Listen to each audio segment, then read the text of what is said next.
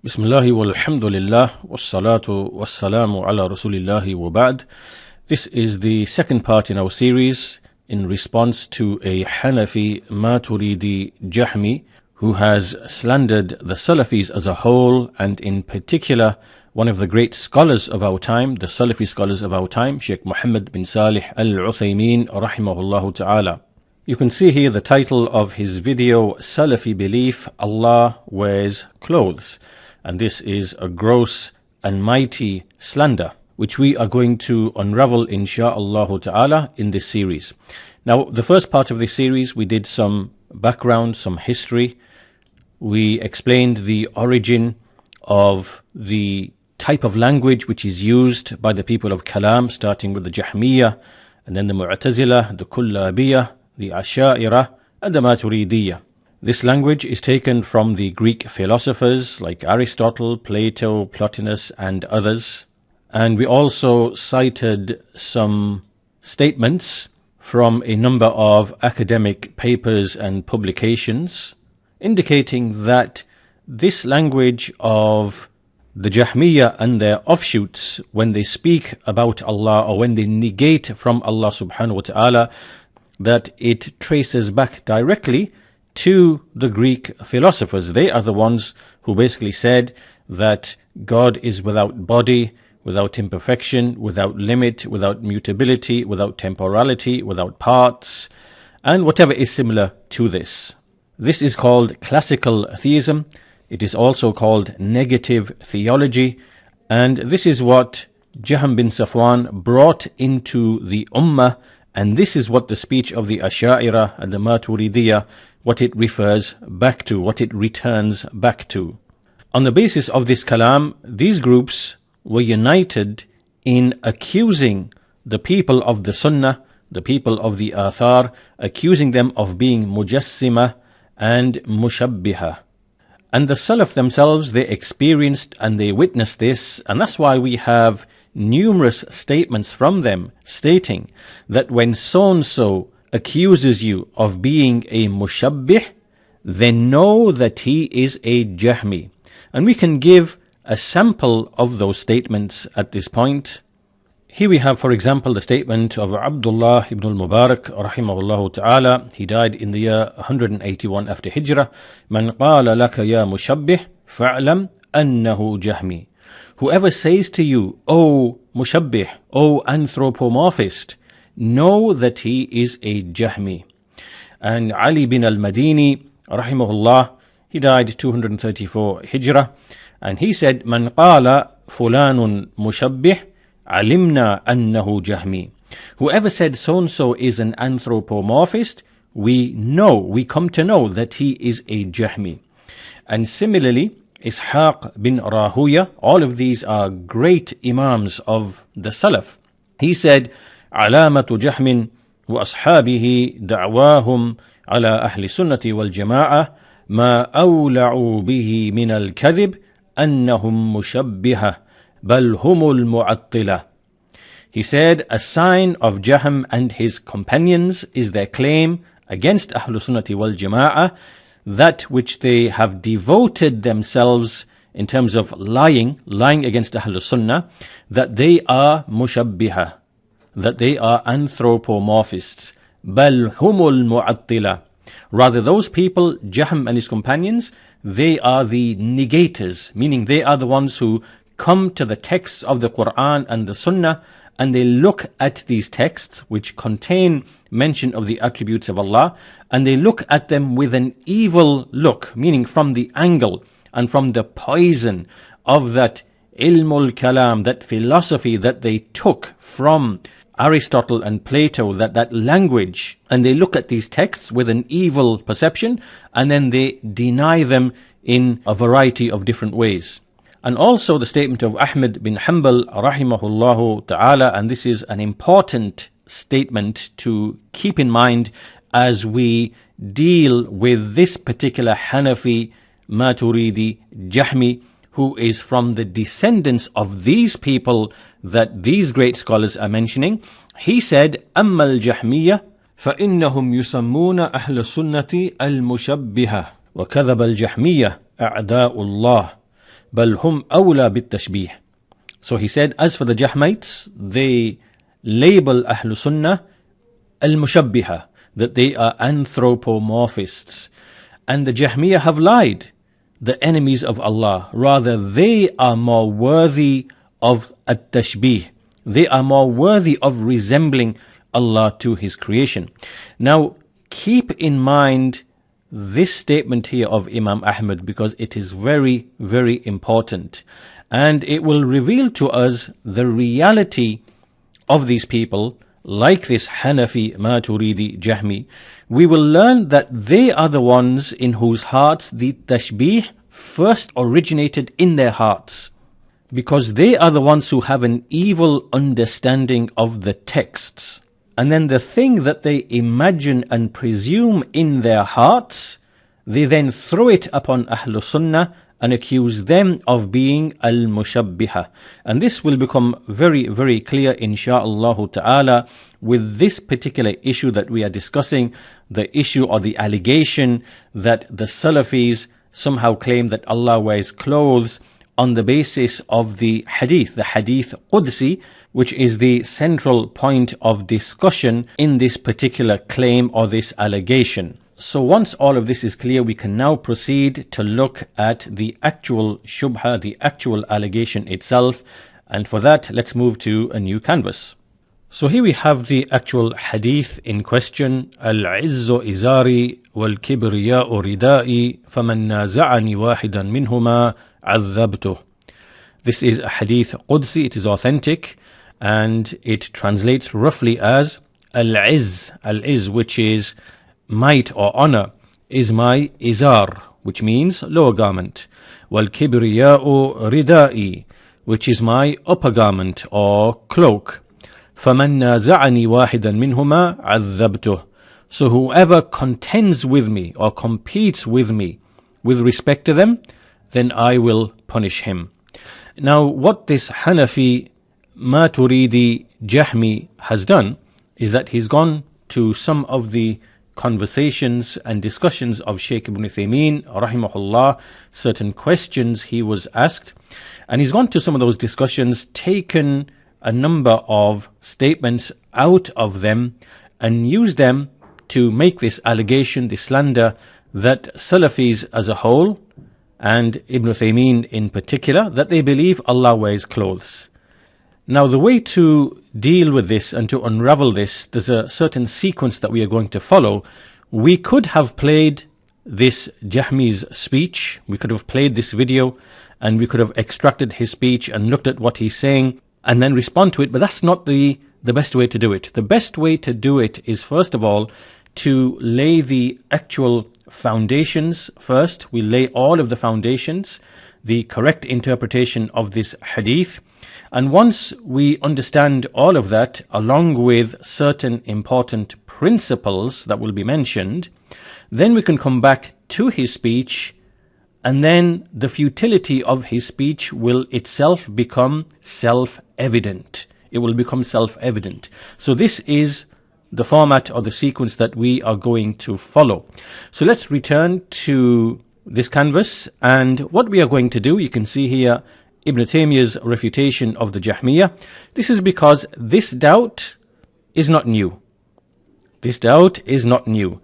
This doubt has already been used in the past many centuries ago by the Jahmiyyah, such as Fakhr al-Dīn, al-Rāzī and his likes. And what we are going to do in this section, in part 2 of the series, is to read from the response of Shaykh al-Islām Ibn Taymiyyah to this particular doubt. And through it, through this speech, many things will become immediately clear.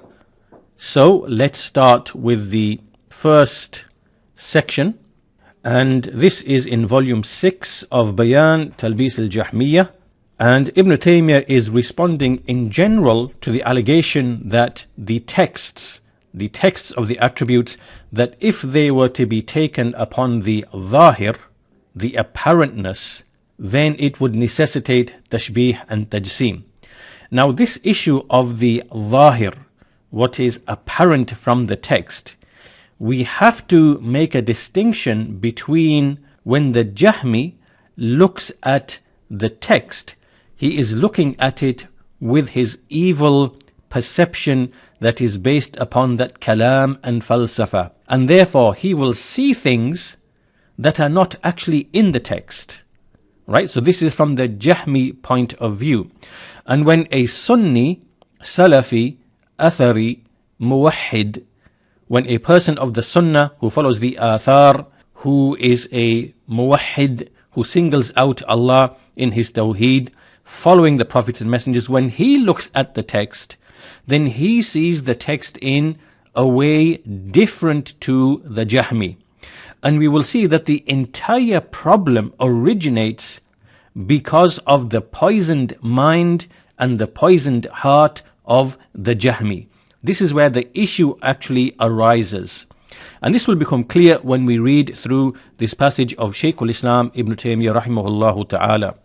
So Shaykh al-Islām Ibn Taymiyyah, he first of all quotes al-Rāzī, who said, قال صلى الله عليه وسلم, so he quotes that hadith, al-Kibriyā'u ridā'i wal-'azamatu izari, that al-Kibriya, which is grandeur and greatness, is my cloak, my upper garment, wal-'azamatu izari, and al-'azama, similar meaning, greatness, although it's lesser in rank than al-Kibriya.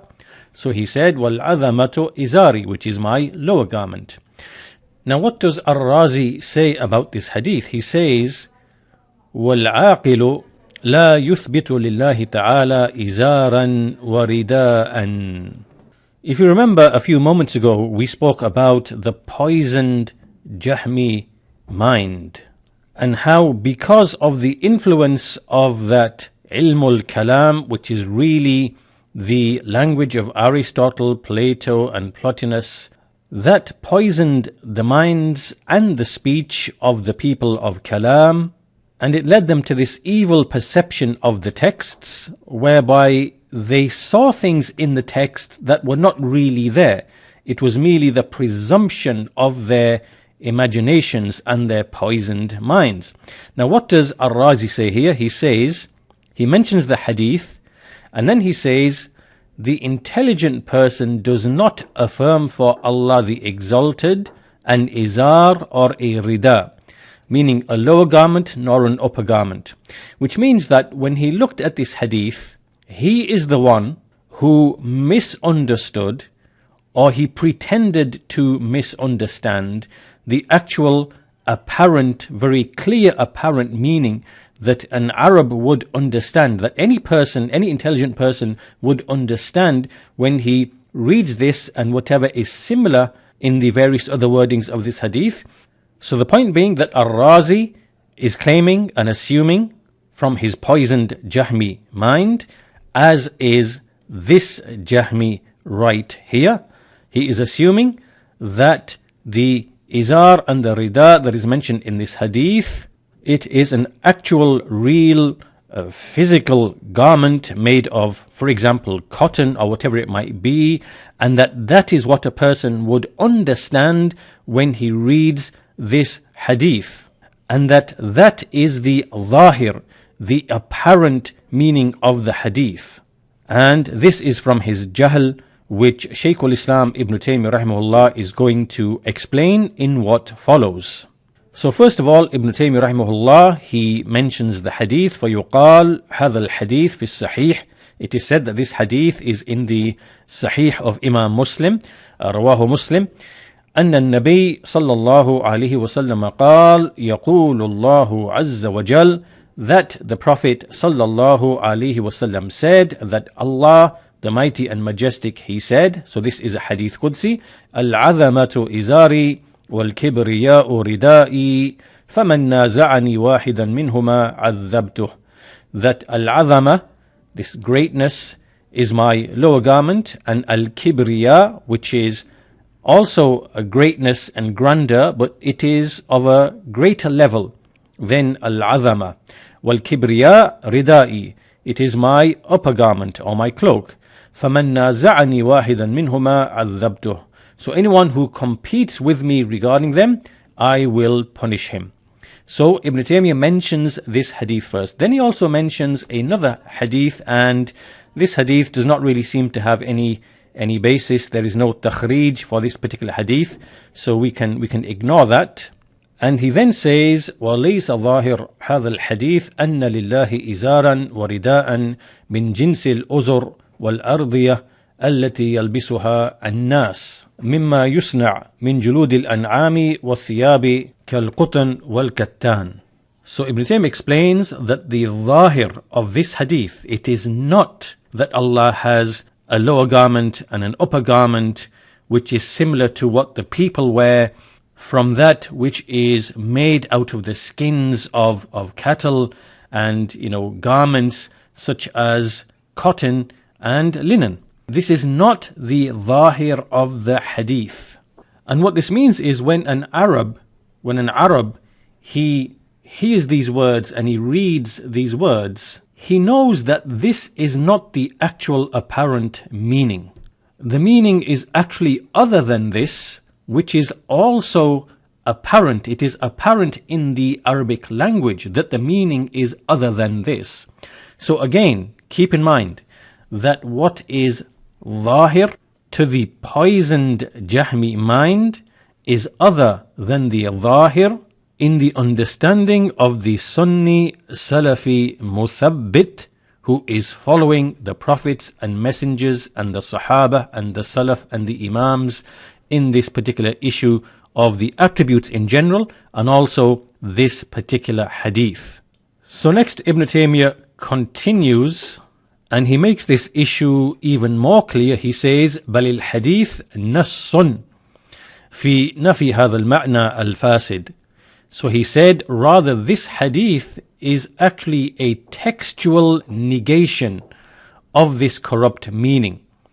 In other words, the actual text of the hadith itself negates this corrupt meaning which the poisoned Jahmi mind is assuming to be the zahir of the hadith, apparent meaning of the hadith. And the actual wording of the hadith itself is a negation of that very meaning which al-Rāzī, who is from the Jahmiyyah, and this Jahmi here are wrongly claiming to be the zahir of this hadith.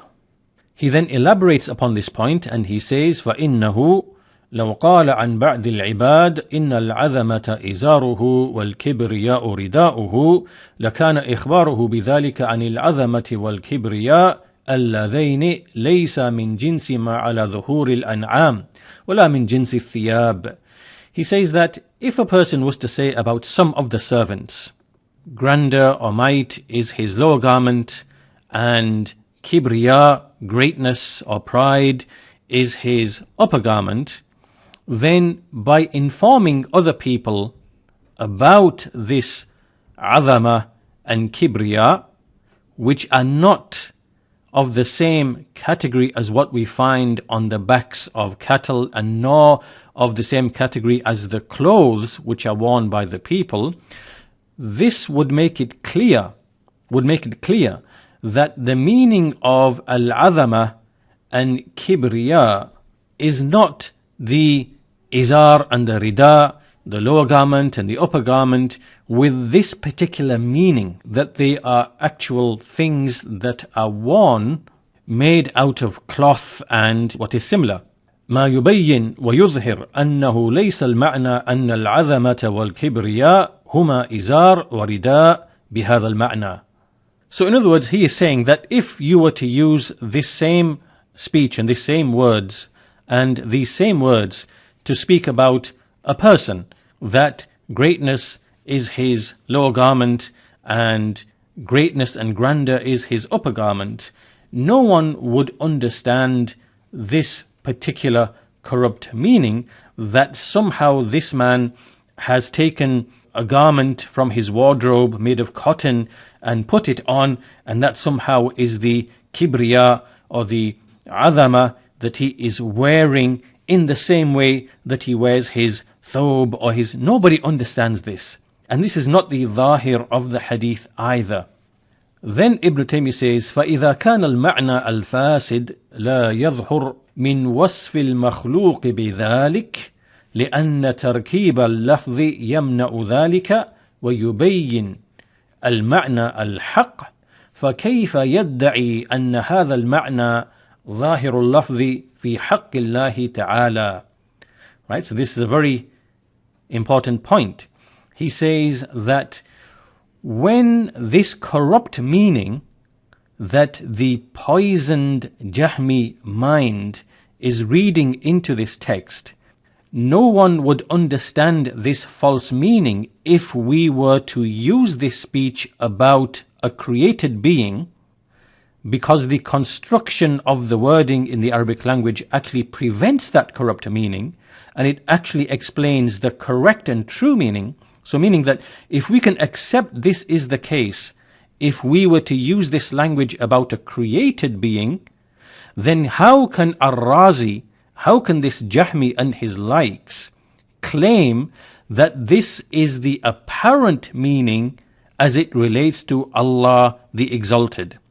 And that is because the wording itself in the Arabic language prevents this corrupt meaning, and this will be explained shortly.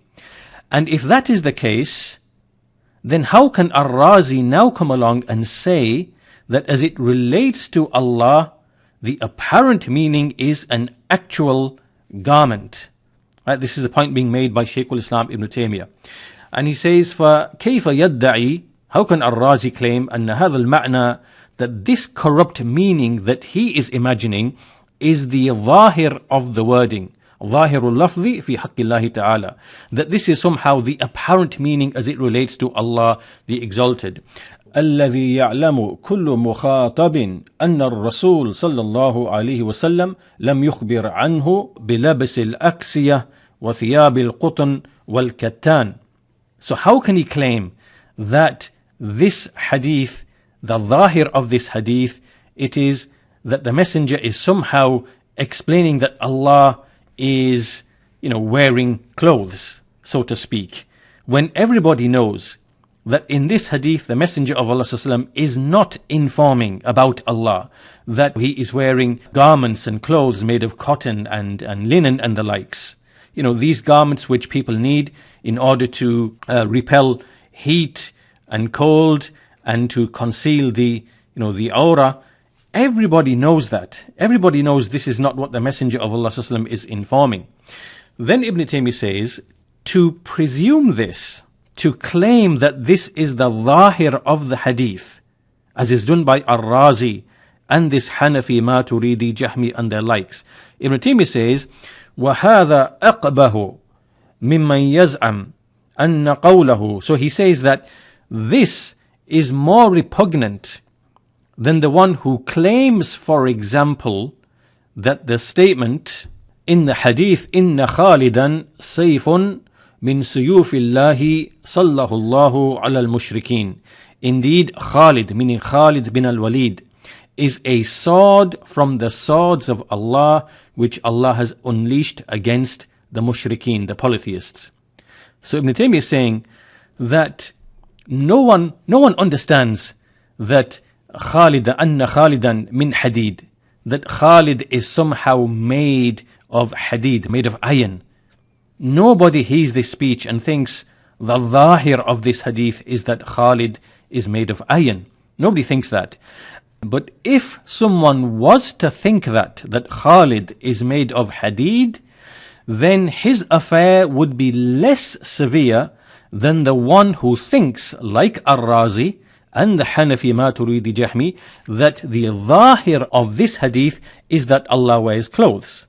And Ibn Taymiyyah goes further. He says, وَأَقْبَهُ مِمَّنْ يَزْعَمْ أَنَّ قَوْلَهُ عَنِ الْفَرَسِ إِنَّ وَجَدْنَاهُ لَبَحْرًا ظَاهِرُهُ أَنَّ الْفَرَسِ مَاءٌ كَثِيرٌ وَنَذَائِرُ هَذَا كَثِيرًا. So he gives another example, that when it is said that indeed we found the horse to be like an ocean, to be an ocean. So if someone was to think that the horse is an actual ocean and made up of water, if someone was to think that, which is not the apparent meaning, this is not the ظاهر of this text. The ظاهر of this text is that the horse is swift and speedy like the motion of the water in the ocean.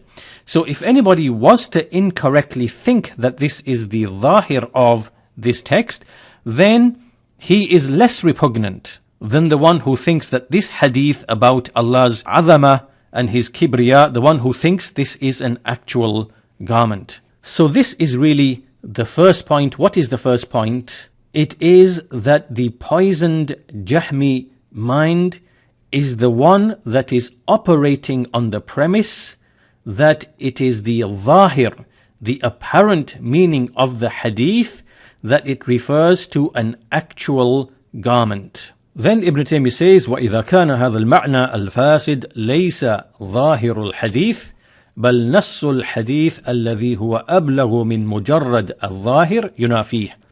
He says, when it is the case that this corrupt meaning is not the actual zahir of the hadith, rather the actual text, the wording of the hadith, which is more far-reaching than the actual zahir, the actual text of the hadith negates that this is the actual zahir of the hadith. So when that is the case, كَانَ مَا ذَكَرَهُ بَاطِلًا, then what al-Rāzī mentions, then it is batil, it is false. In other words, the very wording of the hadith itself negates that the corrupt meaning assumed and imagined by al-Rāzī, the very wording of the hadith actually negates that. That is not the actual zahir of the hadith. That is the zahir of the hadith to the Jahmi. But as to the people of the Sunnah, the zahir of the hadith is something else, which Shaykh al-Islām Ibn Taymiyyah rahimahullah is going to explain in what follows. Next he says, فَالتَّعْبِيرُ عن هاتين الصفتين بإضافة الرداء والإزار إليه فهذا لا يحتاج إليه في رد ما قال لكن فيه زيادة الفائدة. So basically what Ibn Taymiyyah is explaining here is that the mere fact in the Arabic language that Allah Azza wa Jal has made idafa, He has annexed these two attributes to al-rida and al-izar. So He said, al-azamatu izari wal-kibriya ridai. This in itself is sufficient to refute the doubt of al-Rāzī. This in itself should make it very clear as to what is the actual apparent and intended meaning. However, Ibn Taymiyyah is going to elaborate upon that because there is going to be some additional benefit in doing so. So now he's going to proceed to explain this and to show what is the actual correct, true, intended meaning and what is the zahir, what is the actual zahir, the apparent meaning from this hadith. So next Ibn Taymiyyah rahimahullah, he quotes from al-Khattabi, who is Abu Sulaiman al-Khattabi, and others who have said the same thing. So they gave the explanation of this hadith and they said this hadith means that Allah is saying, إن المعنى أني مختص بهاتين الصفتين, that indeed I am unique in possessing these two attributes.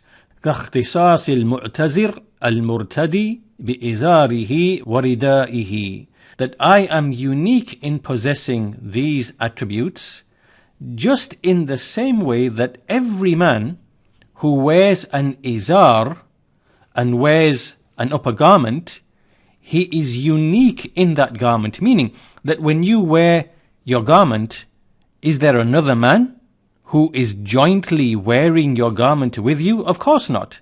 We never ever see this. Nobody sees this. Every man is wearing his own garment. So because this is something we all know, we know that we are all unique in our own garments. Only we are wearing them. So in the same way, Allah Azza wa Jal is unique in having these two attributes. So therefore it is not befitting, فَلَا يَصْلُحُ أَنْ أُنَازَعَ فِيهِمَا. It is not befitting that I should be contended with respect to these two attributes, that I should be competed with respect to these two attributes. So this is the explanation of Abu Sulaiman al-Khattabi, and there are other scholars who have given the same explanation as well. And then Ibn Taymiyyah goes on to explain on the basis of this statement of al-Khattabi. He says, وَهَذَا كَلَامٌ مُجْمَلٌ, this is general speech. وَبَسْطُ ذَلِكَ يَحْتَاجُ إِلَىٰ أَنْ يُعْرَفْ أَنَّ جِنْسَ اللِّبَاسِ فِي كُلِّ مَا يُضَافُ إِلَيْهِ بِحَسْبِهِ. So this now is the key to understanding the issue. He says that the elaboration of this requires us to know that when we speak about al-libas, this word al-libas, the category of al-libas, that whenever it is annexed or attached to anything, then it takes a particular meaning. So when we ascribe the word libas to something, then it takes on a particular meaning. When we leave it on its own, libas, what do we understand? We have a general meaning of the word libas, but whenever it is attached or annexed, when idafa is made with respect to it, then it takes on a particular meaning. Now Ibn Taymiyyah goes on to explain, فَبَنُوا آدَمْ يذكر لهم اللباس الذي على أبدانهم الذي يقيهم الحر والبرد والسلاح ويستر عوراتهم وهو المذكور في قوله تعالى قد أنزلنا عليكم لباسا يواري سوآتكم. Ibn Taymiyyah says that the clothing which is on the bodies of men, they have been reminded of this in the Quran, this clothing that protects them from the heat and from the cold and from weapons, and which also conceals their awrah, their private areas. And this is what is mentioned in the statement of Allah. Allah has sent down for you libasan, a clothing, garments, yuwari sawatikum, which covers or conceals your private parts. So here this is libas without any idafa, It is libas mentioned on its own.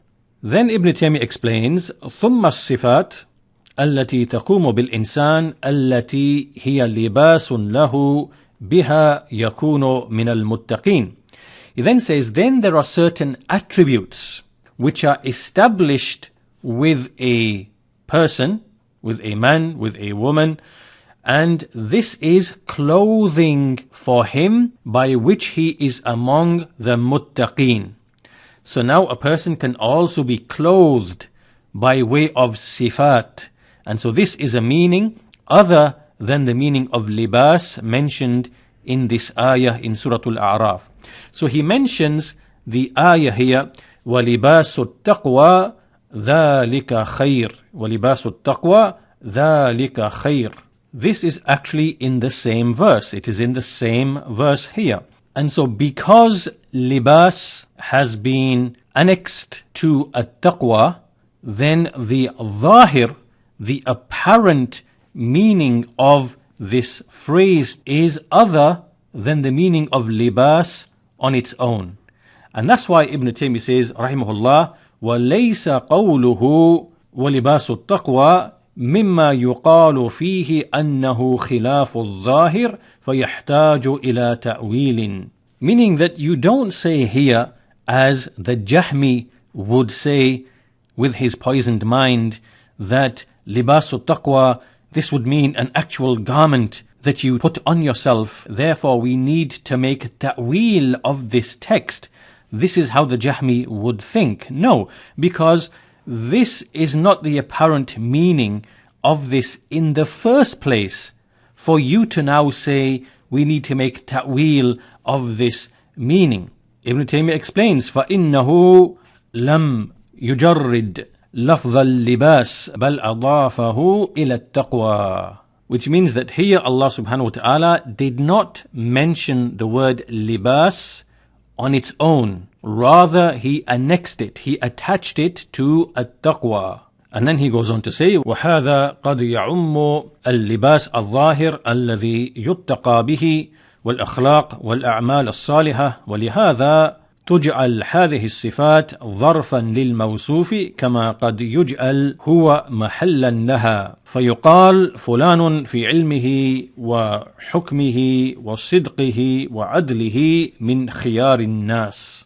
So basically what he's explaining here is that the word al-libas is general. It can apply to different things, and included in those things are either clothing, the apparent clothing by which protection is intended, or it can also mean al-akhlaq. It can be your manners. It can be al-a'mal as-salihah, your righteous actions, and it can be sifat, it can be attributes which are like a clothing, conceptually speaking, for you. Then Ibn Taymiyyah continues and he says, وَلِبَاسُ الْإِنسَانِ مِنْهُ مَا لَا يَصْلُهُ مُشَارَكَةُ غَيْرِهِ فِيهِ كَالْإِزَارِ وَالرِّدَاءِ وَالسَّرَاوِيلِ وَنَحْوِ ذَلِكَ.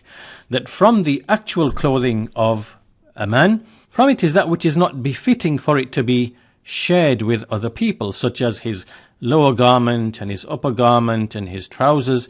These things you do not share and wear jointly with other people.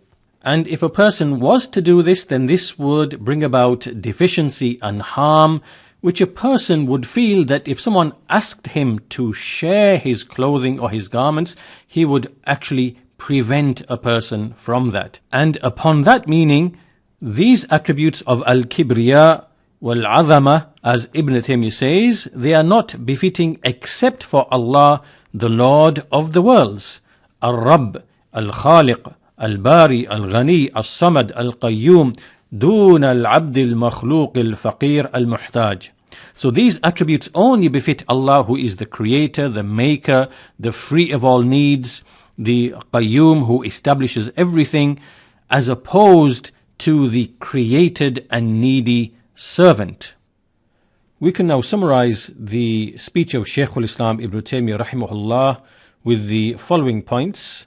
First of all, the first point that he made is that the grammatical composition of the sentence itself negates the so-called apparent or zahir meaning which is presumed by al-Rāzī, which he then considers to be in need of ta'wil or taken metaphorically. In other words, al-Rāzī, in quoting this hadith, al-'izzu izari wal-kibriyā'u ridā'i, is arguing that the apparent meaning of this is that Allah has actual clothes, and since no intelligent person believes that, this means therefore that this is metaphor or allegory or ta'wil. It is an instance of ta'wil, and he's using this example alongside many other examples from the ahadith and from the texts to argue for ta'wil of the attributes. And so Ibn Taymiyyah's refutation of him is to say that the very text itself is a negation of that corrupt meaning. And that is because the words izar and rida have been annexed to attributes. So this is a textual negation of the corrupt meaning. So this is the first point. The second point is that even if we were to say what is in this hadith about a person, about a man, then no one would think that actual garments are meant.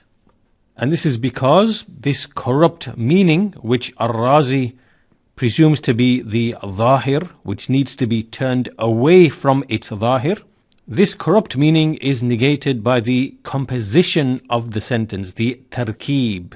And this is because the meaning, the intended meaning of a word changes based upon the grammatical construction or the composition of the sentence in which it has been placed. The third point Shaykh al-Islām makes is that anyone who thinks that this corrupt meaning is the actual zahir, which is thereafter in need of ta'wil, he is more repugnant in his speech than the one who thinks that the statement Khalid is a sword among the swords of Allah, that this means Khalid is actually made of iron. And what has preceded so far in the first 3 points, all of it is on its own sufficient to refute the claim of al-Rāzī. The fourth point made by Shaykh al-Islām is that in the verse in Surah Al-A'raf in which Allah mentions libas, قَدْ أَنزَلْنَا عَلَيْكُمْ لِبَاسًا, He mentions libas without idafa. And then again in the same verse, Allah then mentions libas with idafa, وَلِبَاسُ التَّقْوَى. And the meaning, which is zahir in each instance, is based upon the grammatical construction. And thus, when the people of the Sunnah say that we take this hadith or this verse upon its apparent, upon its zahir meaning, it is other than the corrupt meaning which the people of Kalam presume in their minds, the meaning that they presume to be tajseem and tashbeeh, because they have this evil perception towards the texts, as if the texts have come in language of tajseem and tashbeeh, which the people need to be protected from. And therefore, in conclusion, with everything that has preceded, the shubha of this Ḥanafī Māturīdī Jahmī should become somewhat apparent and clear.